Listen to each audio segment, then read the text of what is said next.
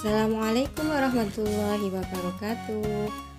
Pada video kali ini kita akan mempelajari materi IPS di tema 7 subtema 3 tentang peristiwa mengisi kemerdekaan.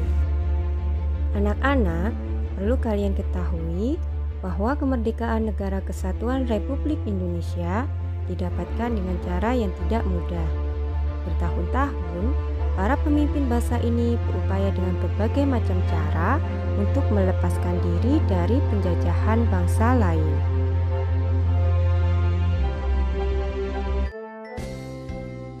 Kini, Indonesia telah merdeka dan berdaulat.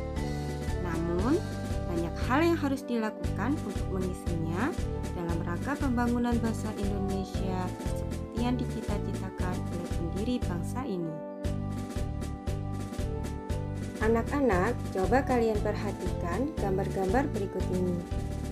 Adakah hubungannya dengan peristiwa kemerdekaan? Gambar-gambar tersebut merupakan kegiatan-kegiatan positif dalam rangka mengisi kemerdekaan.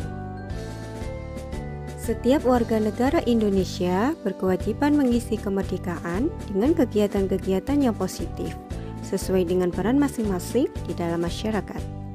Demikian juga dengan belajar. Nah, peran apa yang bisa dilakukan sebagai pelajar untuk mengisi kemerdekaan?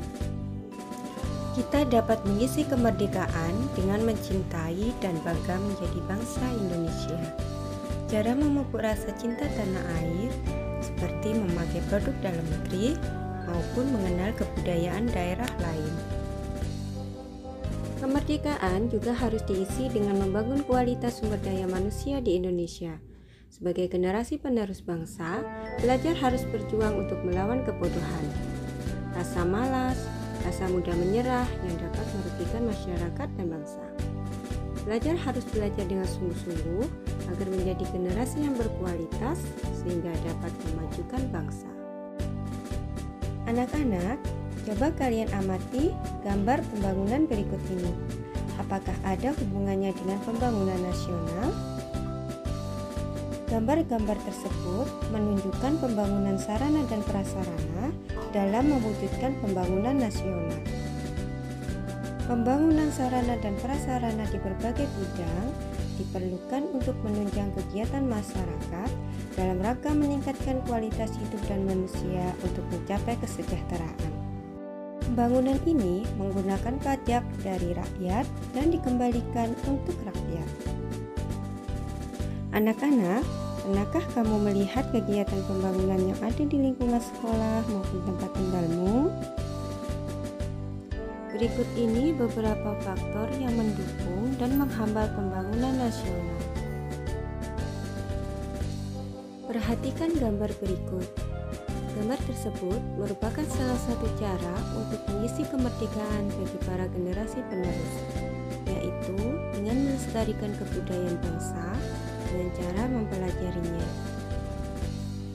Berikut ini adalah upaya yang dapat kita lakukan untuk melestarikan kebudayaan bangsa Indonesia. Mengisi kemerdekaan dapat dilakukan dengan mengamalkan nilai-nilai Pancasila dalam kehidupan sehari-hari. Nilai-nilai dalam Pancasila merupakan kristalisasi nilai-nilai luhur yang telah berkembang di masyarakat sejak zaman dahulu. Oleh karena itu, Pancasila menjadi pandangan hidup bangsa Indonesia dan menjadi pedoman dalam bersikap dan berperilaku bagi setiap warga negara Indonesia. Anak-anak, tahukah kalian bagaimana sejarah lahirnya Pancasila? Istilah Pancasila telah dikenal sejak zaman Majapahit, yaitu terdapat pada Kitab Negara Kertagama karangan Ibu Prapanca dan Kitab Sutasoma karangan Ibu Tantuna. Nama Pancasila diambil dari bahasa Sanskerta, yaitu Panca dan Sila. Panca artinya 5 dan Sila artinya asas atau prinsip. Jadi, Pancasila berarti 5 asas atau prinsip. Pancasila menjadi pandangan hidup bagi bangsa Indonesia, serta sebagai dasar negara Indonesia. Lahirnya Pancasila sebagai dasar negara dimulai dari sidang BPUPKI hingga sidang PPKI. Pada sidang BPUPKI yang pertama, tanggal 29 Mei hingga 1 Juni 1945, terdapat beberapa usulan tentang dasar negara. Berikut usulan-usulan dasar negara yang disampaikan oleh 3 tokoh bangsa.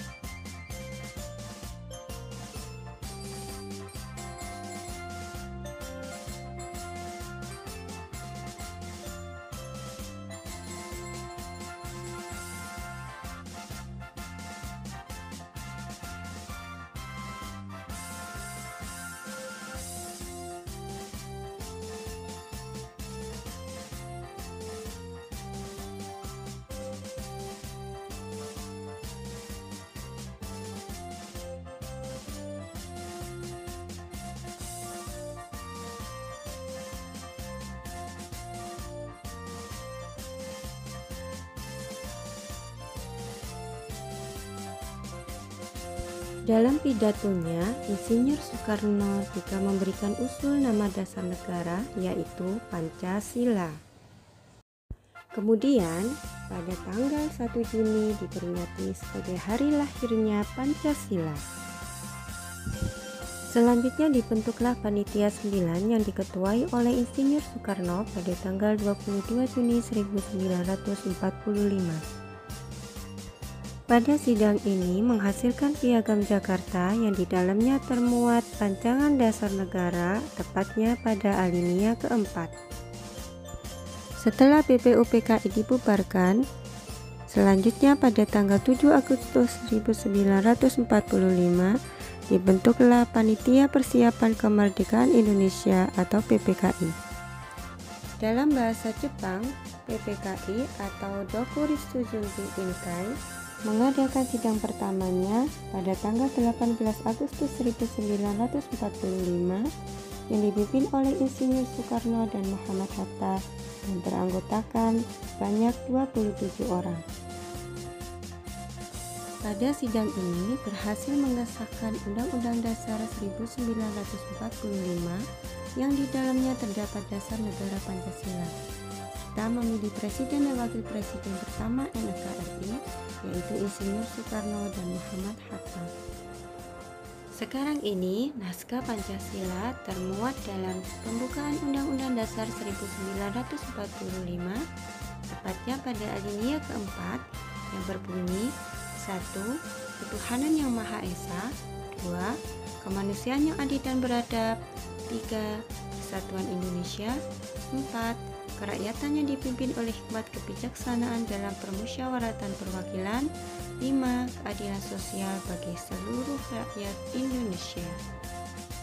Demikianlah materi hari ini, semoga bermanfaat, dan ingat kata Bung Karno, bersatu karena kuat, kuat karena bersatu. Terima kasih. Assalamualaikum warahmatullahi wabarakatuh.